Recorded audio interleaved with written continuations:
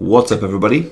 This is Ripples in Wales, back for another video. I hope you're all having a great day wherever you are in the world, whatever you're doing. So today we're going to do a little video on Galgotron. I don't know if you're all familiar with Galgotron.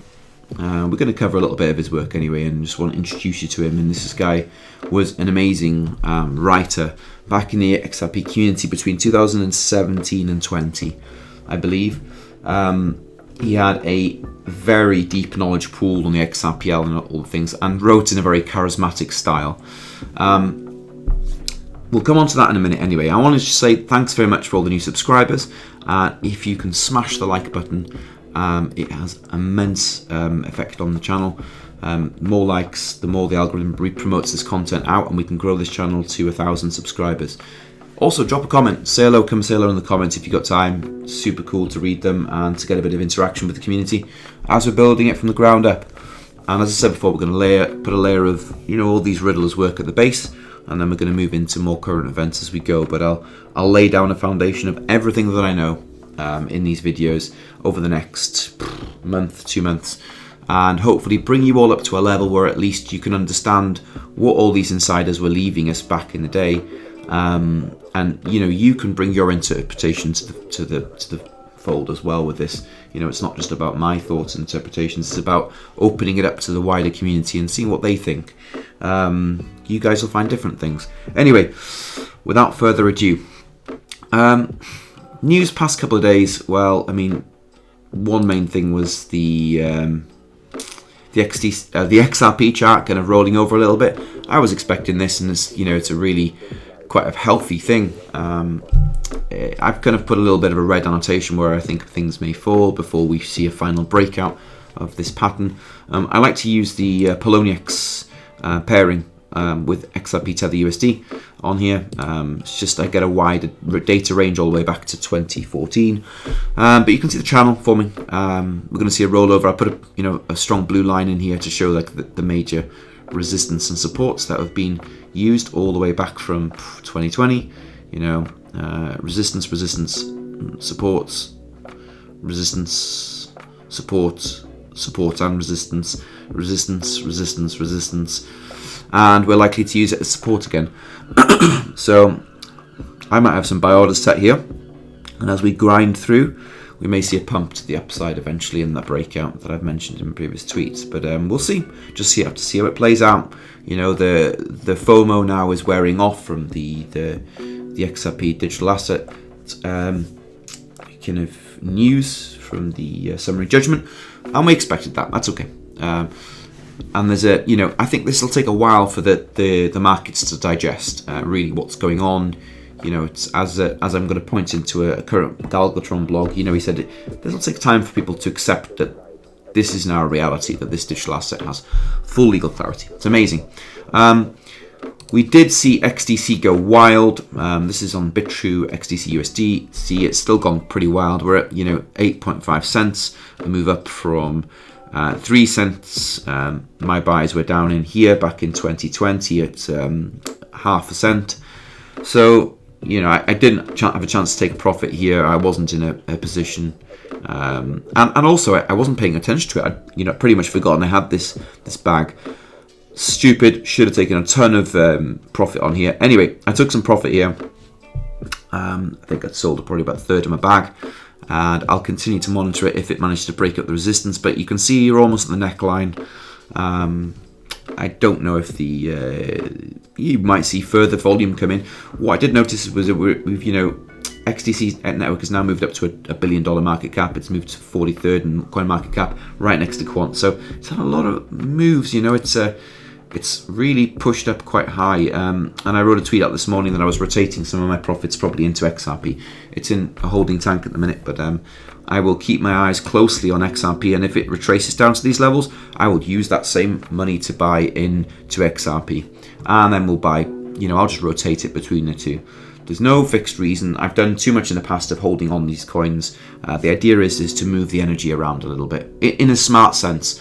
Never buy the greens, only buy the reds. Yeah, you know how it works. Anyway, I just want to look at Quant here and how it moved up from that relief rally. It's really important to address this relief rally move. The quant did, beginning of June 22, it rallied up and finished at the top here. It's a big move, that, and we've seen since November now, it's kind of made its way down. We've seen another burst of relief rally this year up to the top, and it's making its way down. And it only reached the neck and the shoulder line, and I know this is a different scenario, and it's on a different timeline, but just goes to show that we're looking at XDC now. It's reached the neckline again. I wonder whether the volume will start fading. It is important to look at the BTC chart and remember where you are. This is where you currently are here, and this is the relief rally section of Bitcoin after its all-time highs here in March and April 2021.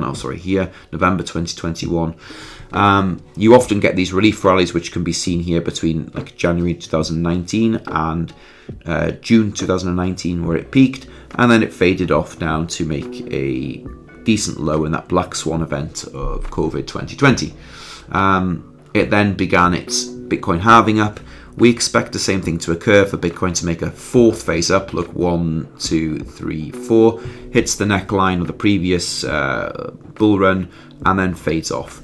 This is often the case. So you need to know where you are in the markets. It's really important that you've got a neckline coming up here about 40k for Bitcoin, which we expect the next move to, and then potentially a rollover. I find it quite concerning that all the news that I'm hearing on CoinMarketCap, things like this, and Michael said, are all talking about ETFs right now, right at the current danger point of the all-time highs. Just have a quick listen. Folks who are invested in the asset class say soft landing is really what the rally is contingent upon. Well, really, there's a growing consensus that Bitcoin is unique and valuable international asset, and that's being endorsed by politicians. It's being endorsed by regulators. It's being endorsed by investors. You're hearing money managers like Larry Fink say this, and that has created a change in sentiment. The odds of a spot ETF being approved were 1% 6 months ago. Then they went to 50%, and this morning they were 65%, according to Bloomberg analysts. So a Bitcoin spot ETF is more of a certainty now than ever. Do you notice the pattern? Okay, spot ETF talks at almost the top of the retracement of Bitcoin. They're going to pull some more FUD in. They're going to send this up one leg higher. And then retail's going to FOMO in on the idea of the ETFs coming through. Okay, meanwhile, they're all going to get absolutely slaughtered. If we just look at that on the monthly and Bitcoin, it's super important to see how these games work in the media. And I don't know, you can judge it for yourself, but you're back up, Look at what the lows were. $16,000 for Bitcoin. We're now at 30,000. We probably will move up to $40,000. And they're talking about the ETFs. It's no accident. Okay, just pay attention. Don't look at what the media is saying. Look at what the markets are doing. These are forward facing, right? They're going to use the retail as exit liquidity yet again.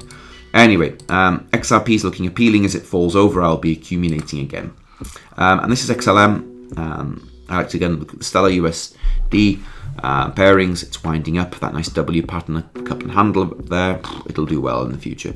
Anyway, on to Galgotron. Before we move forward, this is my other Twitter handle. I want you to have a look in case I get booted off Twitter for whatever reason.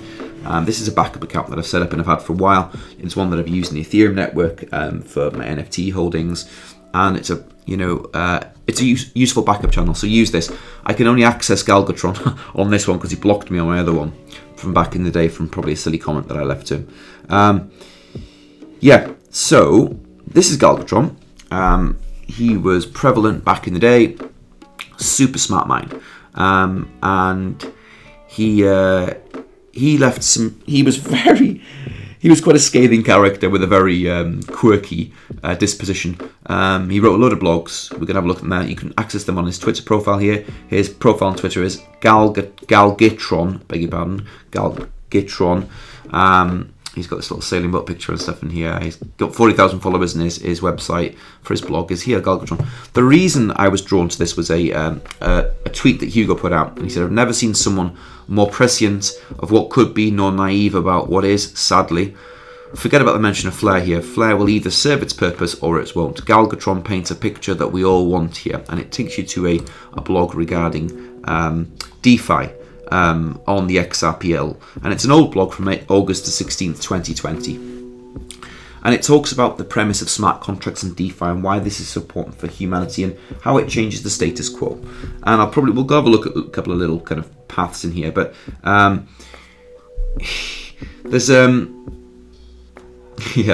few really funny kind of excerpts here. I'm going to let you all read it yourselves, but I'm just reading this now. You know, he despises the middlemen. Anyway, smart contracts. These are little blocks of code I was referring to earlier. The name is kind of a misnomer though, because it misleads people to a false sense of trust. I really don't like much of the half-assed terminology people come up with to apply all this new tech. I mean, a smart contract is only as smart as the person who wrote it, and if Ethereum has taught us anything, it's that a lot of dumb smart contract authors leaving gaping holes in the software suffer massive hacks and costing hundreds of millions. They really should be called process contracts, and that's all they do is process things. As usual, nobody calls me to get my input on the decisions, so you're all stuck with these stupid, misleading name conventions. He's absolutely hilarious. Attrition. Okay, what have we got here? Yeah, this is it. So, as a whole, smart contracts are going to permeate into all industries, viral like ceaselessly flipping centuries of established processes upside down and mostly into the dumpster. This really is the beginning of the greatest epoch of human evolution, where we finally have the terminology to effortlessly upset the primordial architect rent-seeking hierarchy that has held a gun to our heads forever. It will be a long process, but make no mistake, the incumbents are scared, and they will lie, cheat, and do whatever it takes to illegitimize, downplay, oppress, contain, own, or mock this tech. But it won't matter in the end. Giving people the options to save a considerable amount on fees to reduce risk will be the ultimate decider of the last man or contract standing. Genius. And it's true, okay? The smart contracts industry will destroy everything that these fat rent-seeking bastards, please my French, have sat in the middle of all your transactions for hundreds of years. Okay, they sit there gathering the excess money in the middle, making the poor man poorer. A smart contract, for example, could sit between a house owner and a house buyer. Okay, and the smart contract, when you want to sell your house to me, we set into a smart contract whereby I want to buy that contract and I'm willing to pay $100,000 for it. You agree on that smart contract, willing to sell it for $100,000, and then we do a deal effortlessly like an eBay transaction without the eBay 10% fee in the middle. A smart contract exchanges the 100k in crypto between us both, okay, and the contract deeds swap hands as an NFT into my wallet, and the funds change into your wallet. It's beautiful, it's effortless, and it changes everything. Now, we know FLR is a smart contracts platform, and he gives a good mention to FLR here, but there's a lot to go into in this, but I want to mention that he says FLR, this is the best thing ever to happen to XRP, ever. I repeat, this is the best thing to happen to XRP ever. What is it? In a nutshell, FLR is a new blockchain, a development supported by Ripple's X-Spring, by the way. It's different than Ethereum, but has a lot of similarities. It has its own native coin, just Spark, which we now is called FLR, just like the XRP. The XRP has a native coin. FLR blockchain is premised on the same EVM, Ethereum virtual machine, as the Ethereum blockchain, which essentially means that a lot of the same capabilities that Ethereum has will also be possible in FLR. Why is this so important to XRP? Because at this point, up to this point, has required specialized, centralized proprietary development to automate XRP transactions. Not very reflective of the crypto ethos at all. By integrating XRP into FLR, now there's an established, decentralized, very mature development platform that can unlock all of XRP's DeFi potential. This is the thing, guys. DeFi, it unlocks, by XRP having smart contracts available to them, it opens up DeFi. And if we go back to our understandings of how Ethereum did so well in the development process, it was that they had smart contracts and DeFi. That is what sent Ethereum up into the stratosphere. Okay? So the development platform that can unlock all of XRP's DeFi potential, allowing for a rapid mechanical XRP adoption, as not only people can use XRP, but now machines can too. Machines will use XRP in exponentiating volumes, unlocking all of XRP's untapped value, far outpacing the human use cases, and that should excite you. Okay, and he goes on to talk about Codius and things like that in this blog. I'll put this blog in the link. So you can see, as I talked previously about, the talk about machines and the effect on payments from crypto in machines and robotics. This is huge. I was looking yesterday at a company called Figure. Okay, this is a robotics company that I watched an amazing YouTube video on. They are making robots to sell to humans, and I can't remember where the YouTube video is that I watched for it. I will try and find it for you in a later platform. But this is this AI company that is making robotics, and they believe by the 2030 they will have over 1 billion of these robots working in mechanical robotic jobs that humans normally work in. So humans will be able to decide if they want to do physical work or not. These robots will take over all the workings. This is happening, AI is happening, robotics is happening, and crypto is the underlying payment systems using DeFi and smart contracts to power this incredible change that humanity is seeing. Go and look at Figure AI. They're kind of a competitor to Elon Musk's Optimus. There's FLR networks. Their idea is interoperable nature of blockchains. They are a layer 0, layer 1, and a layer 2 all in one. Very, very clever. There is an amazing YouTube channel called FLR Community. I urge you to go and have a look at him on YouTube. We can try and find it immediately. Hold on. Let's go to FLR YouTube. It's FLR Community, I think he's called. He does the best deep dives on all things FLR. FLR Community. Let's find him on here. Here he is. Give him he's got 60,000 followers. Go and say hello to him. Watch his videos. He does an amazing drops on FLR. Back to Galgotron. Okay, so his main blog is here, Galgotron's blog. I'll put the link in the description, galgitron.net. And he recently released one more blog, which we'll just have a quick look at now. He came out of hiding. He's been disappeared for 3 years. No one knows where he's been. He just had enough of the Twitter space, and he's quite a fiery individual. But anyway, he wrote a blog recently, dated July the 25th, when Ripple had the summary judgment in favour of them as XRP as a non-security. This is what he wrote. Briefly coming out of my hermitry to share this in-world changing event, and to conclude my run as Ripple's advocate on a high note. I am not used to being this happy. It feels like a trap, as vivid, as alluring as all the other times that is usually a trap. But it's not a trap this time. It really isn't. We did it. The significance of Ripple versus the SEC victory will only reveal itself in the history books after years of hindsight, as clearly demonstrated by the not surprising post-pump crash. Remember what I was saying to you about this reversal that's occurring in the market. But don't be disappointed by the lack of sustained pump. The Ripple win was just the barn doors opening. The sheep still need to come out, but we all know how herds work.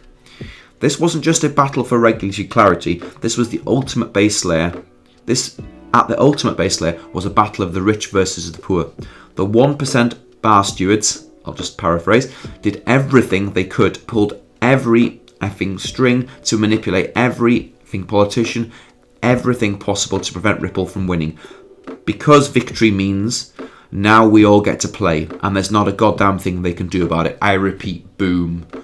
Okay, this is so important. They tried to stop Ripple. The old guard, the old companies did everything. This is what Bearable Guy was talking about when he talked about the king in this picture throwing wrenches, facing the gauntlet with the knight.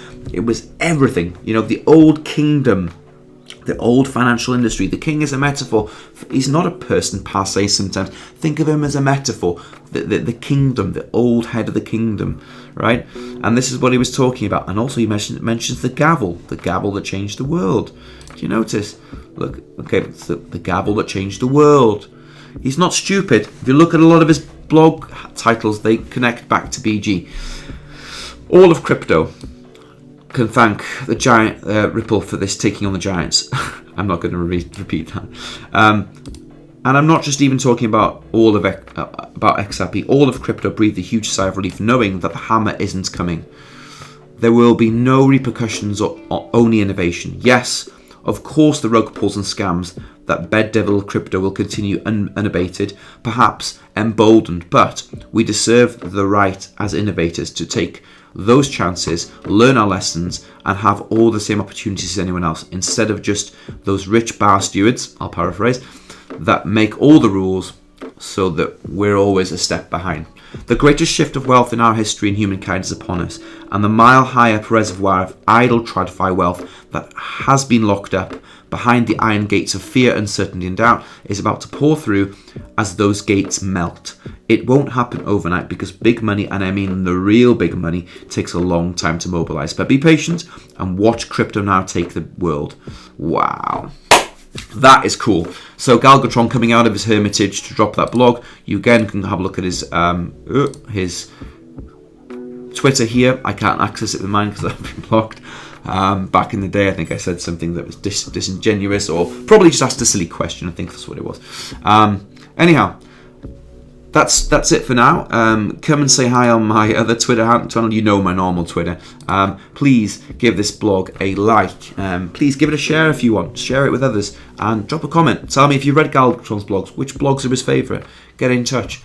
I hope that's all been useful for a little bit of a catch up with Galgotron's world, and the interest to see these riddlers coming out on the wild to say how much they're celebrating this change. And remember, it takes a while for the herd to catch up. We talked about that in the XRP chart. Where are we? Come on, find me XRP. Here, it's taking a while for this news to permeate and be digested into the market. But when it does, by God, okay, pack your moon boots. Not financial advice. None of this is financial advice. I wish you all a great day wherever you are, what you're doing, and be blessed, and see you in the next video. Ciao for now.